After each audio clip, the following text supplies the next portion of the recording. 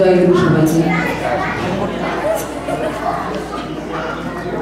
বিশ্বগুরু শ্রী শ্রী ঠাকুর অনুকূলচন্দ্র হচ্ছে আত্মদৃষ্টি ভারত ও বাবা।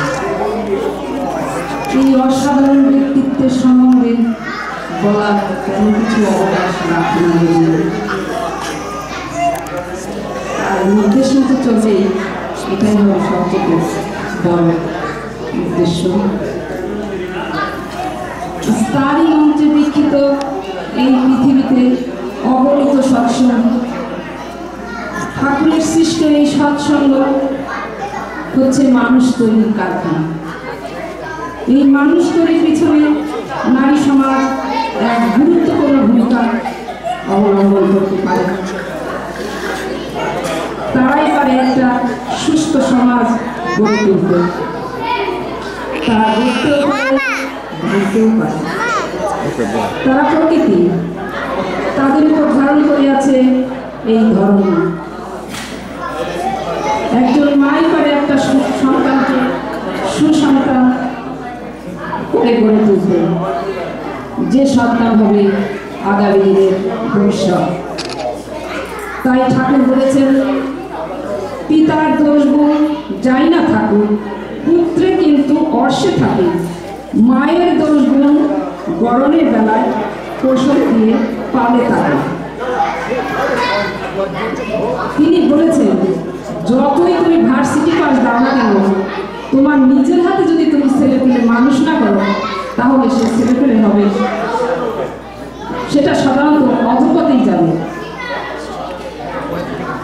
একজন সন্তান ভূমিষ্ঠ হয়ে প্রথমে তার স্থান নেয় তার মায়ের কোলে।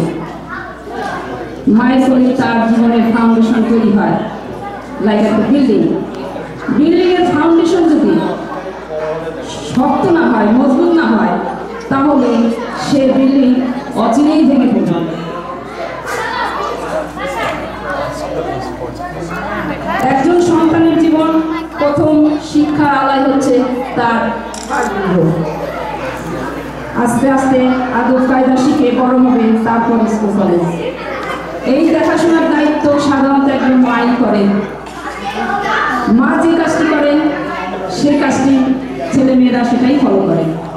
সে যদি ভালো কাজ করে ছেলে মেয়েরাও সেই পথে যায়, সে যদি অসাধুতা করে ছেলে মেয়েরাও সেই পথে যায়। একজন মায়ের উপরে একটা ছেলে বা একটা মেয়ের ভবিষ্যৎ। সব গুণের অধিকারী হতে হবে। যদি একটা ছেলে মেয়ে যদি মানুষ করতে চায়, মানুষের মতো মানুষ এই পৃথিবীতে ভবিষ্যৎ বানাতে চায়, তাহলে একজন মায়ের সব গুণের অধিকারী হতে হবে। আর সব গুণের অধিকারী হতে হলে তার ইষ্ট সাধন করতে হবে। ইষ্ট সাধন করতে হলে তার ইষ্টকে ধরতে হবে, ইষ্টের টান আনতে হবে। সেটা সম্ভব হয় একজন গুরু মন্ত্র। গুরু কি? গুরু হচ্ছে, গুরু শব্দের অর্থ অন্ধকার, গুরু শব্দের অর্থ আলো। অর্থাৎ অন্ধকার থেকে যে আলোকে নিয়ে যায় সেই তো গুরু। আর সেই গুরু মন্ত্র নিয়ে দীক্ষিত হয়ে তার অনুসরণ করে পালন করবে, তবে তো হবে সার্থক মা। কিন্তু আমরা সেটা যথাযথ পালন করতে পারি না, পারলেও করি না। ঠাকুর বলেছেন, খেয়াল মাফি গরুটি গুরু, হতে মানুষ হবি গরু।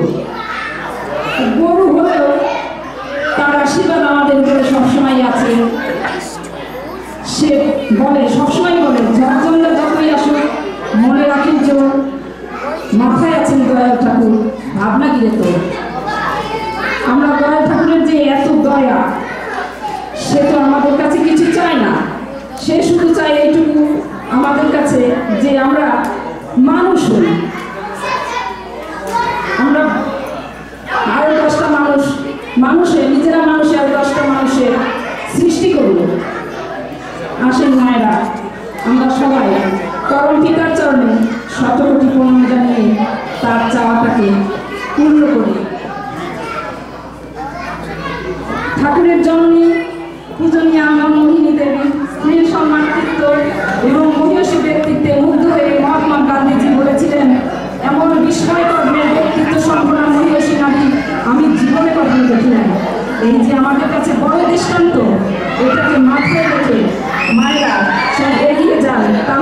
সমাজের উন্নতি হবে।